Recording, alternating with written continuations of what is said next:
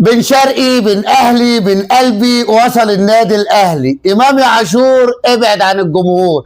السلام عليكم ورحمه الله وبركاته. اهلا بكم اعزائي المتابعين. عايزين نتكلم النهارده عن مباراه النادي الاهلي ونادي طلائع الجيش في الجوله ال17 ختام الدور الاول من جدول الدوري الممتاز.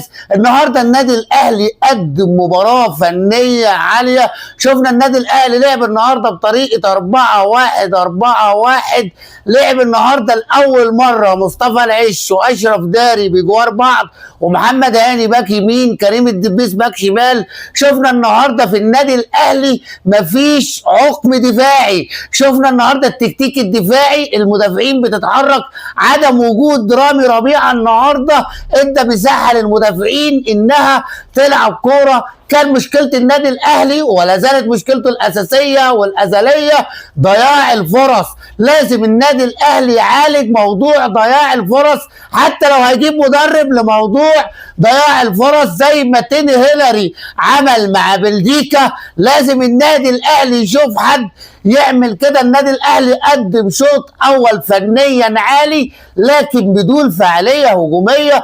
رحنا للمرمى كتير برعونه، ما قدمش الاهلي المنتظر منه في الشوط الاول. في الشوط الثاني شفنا النادي الاهلي مختلف. جراديشار لاعب ممتاز بيتحرك، عايزك تشوف تحركات جراديشار في الملعب، لعيب فنان. النهارده جاب جون حلو، اي نعم ساعده فيه حارس مرمى نادي طلائع الجيش، لكن لكل مجتهد نصيب. بن شرقي من حته تانيه، بن شرقي بن قلبي، تقدر تقول زي ما تقول كواليتي عالي، كواليتي مختلف.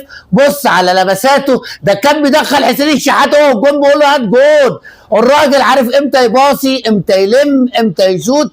لعيب يا جماعه. الاهلي نقدر نقول جاب صفقه من العيار التقيل فنيه مش جماهيريه. لما تشوف اشرف بن شرقي صفقه فنيه جامده. النهارده مروان عطيه ربنا بيكافئه وبيجيب ضربه جزاء، لان الاهلي كان بيلعب 4-1 فمروان عطيه كان عليه حمل كبير قوي في نص الملعب. لما تشوف مين، امام عاشور النهارده ضيع، جريتشار ضيع، وسام ابو علي ضيع، محمد عبد الله ضيع. زي ما انا قلت لعيب مزيكا. محمد عبد الله لبس مدافع طلائع الجيش بلنتي وقال له روح الحرامي وشيلته، تعالى انت اللي جيت لي. لعيب تقدر تقول عبد الوهاب جديد في النادي الاهلي بادائه واخلاقه ولعبه. جماهير النادي الاهلي كانت خايفه النهارده تطبق مقوله اللي يضيع يستقبل. الاهلي ضيع كتير فكنا خايفين الاهلي يستقبل. النادي الاهلي قدم مباراه جميله، ختم الدور الاول بيقول انا منافس شرس